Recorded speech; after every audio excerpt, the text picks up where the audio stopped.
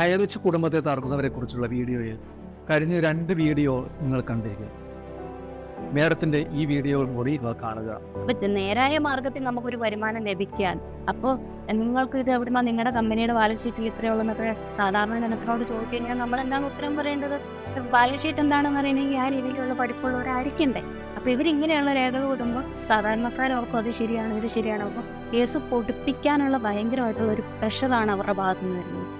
അതുകൊണ്ട് ഈ കേസ് കൊടുത്തു കഴിഞ്ഞാൽ ശരിക്കും കമ്പനി പൂർണ്ണമായി കൂട്ടുകയല്ലേ ചെയ്യും, ഹൈറിച്ച് തിരിച്ചു വരുന്നുണ്ടോ?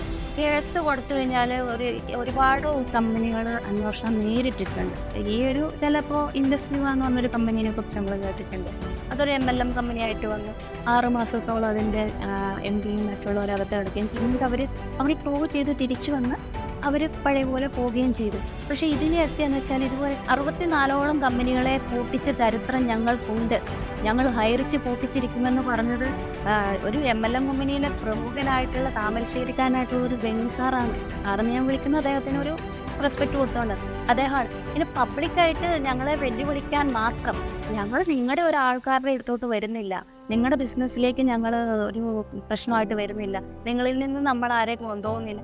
ഞങ്ങൾ ചെയ്ത നമ്മുടെ ഹൈറിച്ചിൻ്റെ ജെന്യൂനിറ്റി കണ്ട് ആണോ ഇതിൻ്റെ അകത്തേക്ക് ആൾക്കാർ ജോയിൻ ചെയ്തിരിക്കുന്നത്. ഇതിൽ അവർക്കറിയില്ലാത്ത ഒരു കാര്യം എന്താണെന്ന് വെച്ചാൽ ഇതിൽ ഫ്രീ ഐഡിയ ഉണ്ട്. ഒരാൾക്ക് ഇതിൻ്റെ അകത്ത് ഫ്രീ ഐഡിയ അടിച്ചുകൊണ്ട് ഇതിൻ്റെ പ്രൊഡക്റ്റുകൾ പർച്ചേസ് ചെയ്യാനുള്ള ഓപ്ഷൻ ഉണ്ട്.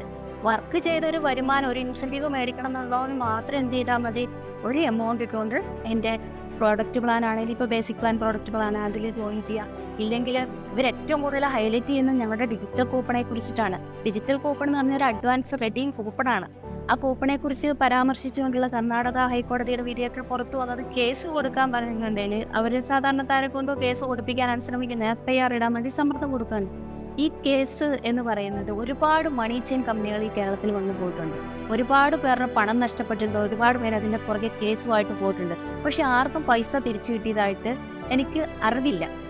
ഞാൻ കൂടുതൽ ആൾക്കാരെ നമുക്ക് അറിയാവുന്ന കുറച്ച് പേര് ചെയ്യുന്നവരോടൊപ്പം ചോദിച്ചു നോക്കി എൻ്റെ അറിവ് തെറ്റാണോ എന്ന് അറിയാൻ വേണ്ടി. എല്ലാവർക്കും ആർക്കും തിരിച്ച് കിട്ടിയിട്ടില്ല. കേസ് അനന്തമായിട്ട് നീളുകയാണ്. പക്ഷേ ഹൈറിച്ച് എന്ന് പറഞ്ഞൊരു കമ്പനിക്കെതിരെ അത്തരത്തിലൊരു കേസും കൊണ്ട് പോകേണ്ട യാതൊരു കാര്യവുമില്ല. കാരണം വെച്ചാൽ ഹൈറിച്ച് ജെനുവിനായിട്ട് ഇതുവരെ വരുമാനം തന്നൊരു കമ്പനിയാണ് ഹൈറിച്ച് മുന്നോട്ട് പോയിക്കൊണ്ടിരുന്നത്. ഞങ്ങൾക്ക് ഞങ്ങളുടെ കമ്പനിയെ സംബന്ധിച്ച് ഒരാക്ഷേപവുമില്ല. മാത്രമല്ല 100% ഇന്നും ഈ ഒരു ഞങ്ങളുടെ MD അറസ്റ്റ് ചെയ്ത് അദ്ദേഹം ഇപ്പോൾ ജയിൽവാസം അനുഭവിക്കുന്നുണ്ടെങ്കിൽ അത് ഞങ്ങൾ സാധാരണക്കാരായ ഓരോരുത്തർക്കും ഒരു വരുമാന മാർഗം തുറന്നു തന്നുകൊണ്ട് മാത്രമാണ്. ചെയ്യാനെ ഉടൻ അറസ്റ്റ് ചെയ്യുന്നു അറിയുന്നു. ഈ അറിയുന്നത് എവിടെ നിന്നാണെന്നറിയുമോ? ഈ നെഗറ്റീവുകാരുടെ ഗ്രൂപ്പിൽ നിന്നാണ്. ഞങ്ങൾ മുന്നേ കാര്യങ്ങൾ അറിയാം.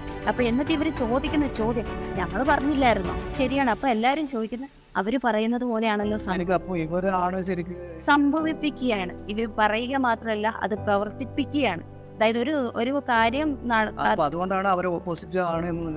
തീർച്ചയായിട്ടും അവർ മാത്രമല്ല ഞങ്ങളെപ്പോലെ പ്രതികരിച്ച ആൾക്കാരുടെ, അതായത് വ്യക്തിപരമായിട്ട് പ്രതികരിച്ച സ്ത്രീകളുടെ PM-ന് വരികയും അവരോട് എന്ത് പറയണ്ടേ ഇത് നിർത്തിയില്ലെങ്കിൽ ഭീഷണി രൂപത്തിൽ സംസാരിക്കുകയും ചെയ്തു. അതിന് ഉത്തമ ഉദാഹരണം താങ്കൾ തന്നെയാണ്. താങ്കളുടെ വീഡിയോയിൽ താങ്കൾ അത് പരസ്യപ്പെടുത്തിയിരുന്നു. നസീർ എന്ന് പറയുന്ന വ്യക്തി താങ്കളെ അതിൽ എനിക്കൊരു പോയിന്റ് പറയാനാണ്. താങ്കളെ എന്ത് ചെയ്തിട്ടുണ്ട്? ഭീഷണിപ്പെടുത്തിയിട്ടുണ്ട്. അതിന് ജിഹാദ് എന്നൊരു ഒരാൾ വിളിച്ചു എന്നും പറഞ്ഞിട്ട് അദ്ദേഹം ഒരു പരാമർശം നടത്തി. പക്ഷേ 24 മണിക്കൂറിനകം എൻ്റെ PM-ൽ വരണമെന്ന് പറഞ്ഞു. നമുക്ക് ആർക്കും മനസ്സിലായില്ല ഇത് ആരാണ് ഈ ഒരു കമൻ്റ് ഇട്ട ആളെ വ്യക്തിപരമായിട്ടൊന്നും എനിക്കൊന്നും പറയാനില്ല. പക്ഷേ അതിനുശേഷം ആ ഗ്രൂപ്പിൽ വിളിച്ചു പറഞ്ഞ പേര് എൻ്റെയാണ്. എൻ്റെ വോയിസ് എടുത്തോണ്ട് ഞാനാണെന്ന് പറഞ്ഞു. ഞാൻ തെളിയിക്കാൻ ആവശ്യപ്പെട്ടവരോട് ഞാനാണോ അല്ല. അപ്പോൾ അവർ വ്യക്തി, അതായത് ഞാൻ അതിന് മുന്നേ ആ ഗ്രൂപ്പിൽ പ്രതികരിച്ചത് കൊണ്ട് അവരെന്നെ പബ്ലിക്കായിട്ട് ആ ഗ്രൂപ്പിൽ ഭീഷണിപ്പെടുത്തുകയാണ് ചെയ്തത്. അപ്പോൾ അതിന് മുന്നേ നിങ്ങൾക്ക് പേഴ്സണലായിട്ട് വിട്ട മെസ്സേജ് ഇയാൾ വന്നിട്ടില്ലെങ്കിൽ ഞാൻ പറഞ്ഞു നിയമ നടപടി സ്വീകരിക്കുക. കാരണം എനിക്കറിയാം ഞാനത് ചെയ്തിട്ടില്ല. ഇത്തരത്തിൽ അപ്പോൾ അതൊരു ഭീഷണി. അപ്പോൾ പബ്ലിക് പ്ലാറ്റ്ഫോമാണ് വാട്സപ്പ്, അതിൻ്റെ മുന്നിൽ വെച്ചിട്ട് ഭീഷണിപ്പെടുത്തുകയാണ് ചെയ്തത്.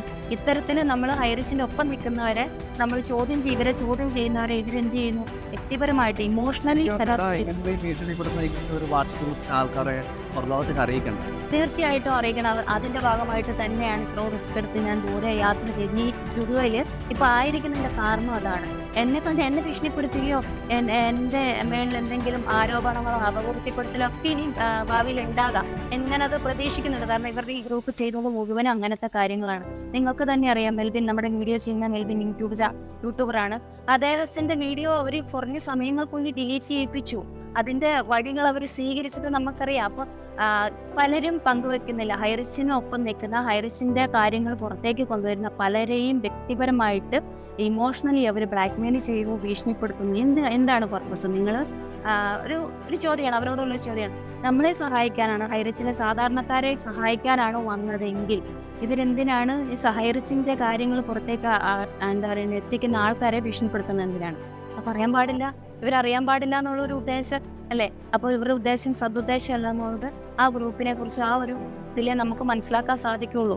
ഇല്ലെങ്കിൽ ഇവർ ഏത് ചാരിറ്റി സംഘടനയുടെ ഭാഗമാണെന്ന് ഇവർ അറിയിക്കണം. ഇതിനു മുന്നേ ചെയ്ത ചാരിറ്റി പ്രവർത്തനങ്ങൾ ഇവർ അറിയിക്കണം. ഇതിനു മുന്നേ എത്ര മണിച്ചാൽ കമ്പനികൾ ഇവർ കൂട്ടിയിട്ടുണ്ടെന്നുള്ള കാര്യങ്ങൾ ഇവർ പൊതുജനങ്ങൾക്ക് മുന്നിൽ ഞങ്ങൾക്ക് മുന്നിൽ അറിയിച്ചു തരണം. എനിക്ക് 100% അവരുടെ കൂടെ നിൽക്കാം.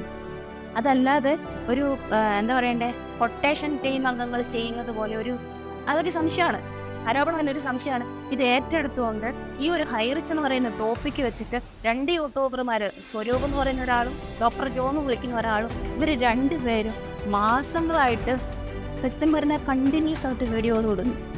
ടോപ്പിക്കുകൾ അവരുടെ ചാനലിൽ തരും, ഹൈറിച്ച് എന്നാണ് അവരുടെ ടോപ്പ്. അപ്പൊ ശരിക്കും പറഞ്ഞാൽ കണ്ടിന്യൂ 6-7 മാസമായിട്ട് എനിക്ക് വേറെ ഒരു തൊഴിലും ചെയ്യാണ്ട് നിരന്തരം 24 മണിക്കൂർ ഇതിനു വേണ്ടി വർക്ക് ചെയ്യുന്ന. തീർച്ചയായിട്ടും ഞങ്ങൾ കാണുമ്പോൾ അങ്ങനെ തന്നെയാണ്. മാത്രമല്ല വാട്സപ്പ് ഗ്രൂപ്പിൽ ഇപ്പൊ ഈ പറയുന്ന അഡ്മിന്മാരടക്കമുള്ള കുറെ പേര് ഫുൾ ടൈമാണ് വാട്സപ്പ് ഗ്രൂപ്പിൽ.